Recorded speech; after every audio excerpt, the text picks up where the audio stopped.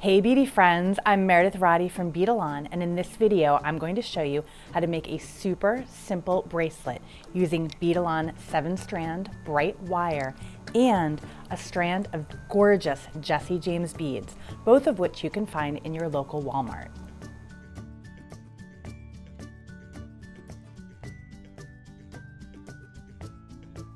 So to get started, what I'll do is take the clip off of the spool of wire, pull out about 18 to 20 inches of wire, and then replace the spool clip onto the wire. Next, I'm going to cut my strand of beads. I'm going to cut very carefully so that I keep all of the beads in order, but if the beads go out of order, that's okay too. Now that I've cut my strand of beads, I'm going to simply string them up onto my wire.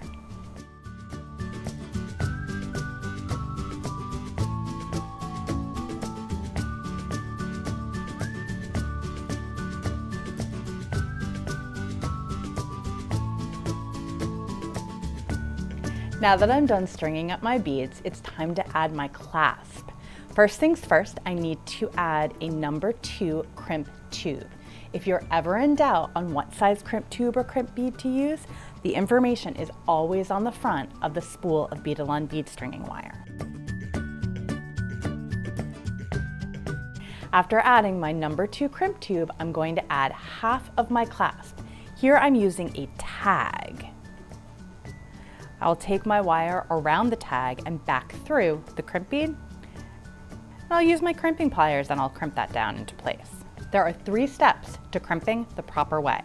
First thing, you want to come in and put the crimp tube in the front jaw of the crimping pliers.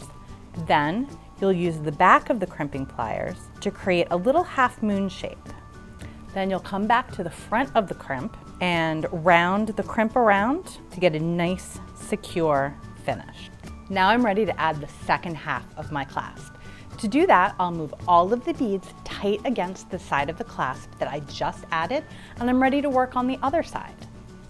I'll need about 3 inches of wire to work with, so what I'll do is I'll measure about 3 inches out, and then I'll cut the wire off of the spool. And now I'm ready to add the other half of my clasp. I'll repeat the steps that I just did on the other side, adding the crimp tube and the other half of the clasp. I will put the crimp tube onto the wire, thread on my other clasp, bring my wire around the clasp, back through the crimp tube, and then I'll also string that wire back through 1 or 2 of the beads in my design. I'll grab the end of that wire, either with my fingers or with a chain nose pliers, and pull everything up tight. The last step, and maybe the most important step before I crimp, is I'm actually going to open my clasp and attach it on the other side. That way I know that my beads have enough room to move in my bracelet and everything is going to be adjusted properly. Once I have the right amount of wiggle room and there's no slack in my beads, I'm ready to go ahead and crimp the other side down. So once again, I'll take my crimping pliers, come in the front, go into the back, and come back to the front again to crimp my crimp tube perfectly.